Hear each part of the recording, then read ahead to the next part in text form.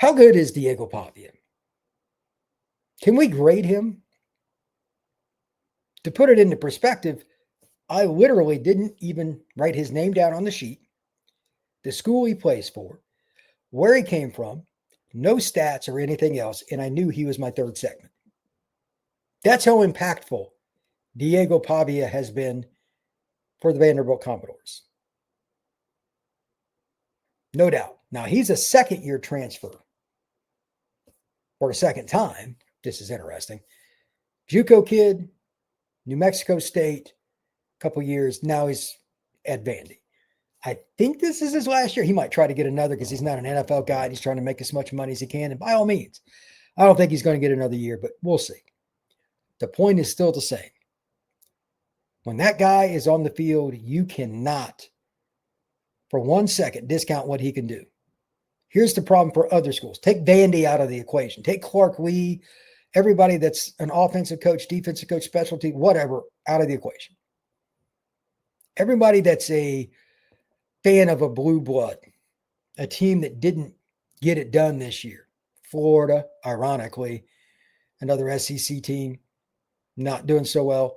Look at Lenora Sellers. He doesn't have the pieces around him at South Carolina. They're probably mad because Vandy crushed them. They went to their house, smacked them.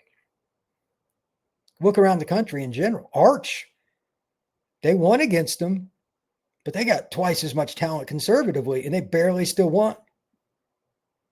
It's all over the place. Could you imagine what Pavia would do if he had some serious wide receiver talent? It'd be amazing. So here is the issue. Teams that go into the portal this year, and a reminder, I'm going to do this on almost every podcast, January 2nd through the 16th, there is one window. That is it. You will not get spring practice to watch your quarterbacks and say, you know what? We got to go get somebody. You got to make a predetermination now so you can raise the funds, figure out who you want to watch, film of, see if they're a fit for your program. Do all that now because guys are going to start announcing, especially this week, hey, I'm going to the portal. Hey, I'm doing this.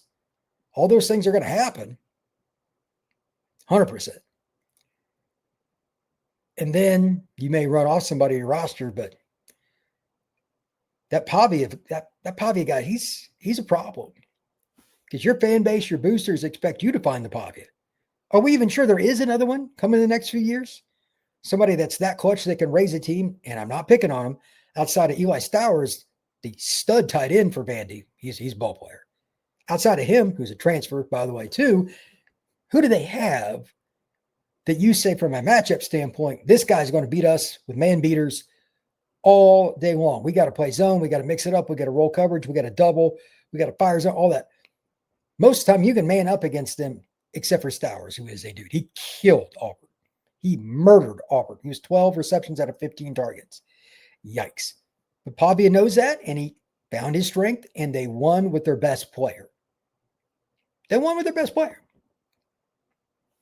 Smarts. I said earlier in the show that Mendoza makes everybody around him better.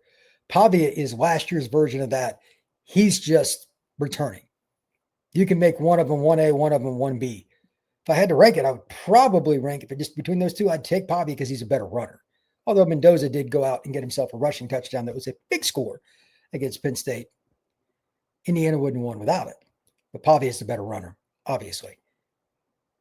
How many teams are going to be really mad if they don't have instant success? Mendoza, and especially Pavia again, because those are programs that aren't supposed to win. Indiana and Vanderbilt? But Vandy beat in the SEC.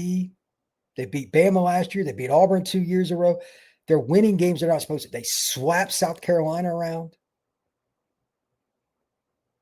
That's not normal, man. That's not normal. Oh, they beat LSU.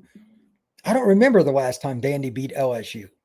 I'm sure it's happened in my life a couple of times, but that's not normal. This guy is going to create some dilemmas for teams going out in the portal. Buyer beware. If you go out in the portal, whether it's fair or not, the quarterback that you grab, people are going to have expectations, especially if you're a true blue blood.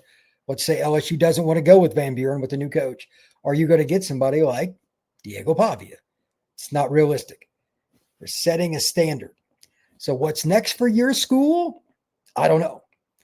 But I've seen a list of guys here Trinidad Chambliss, the kid at Ole Miss, he played at Ferris State last year.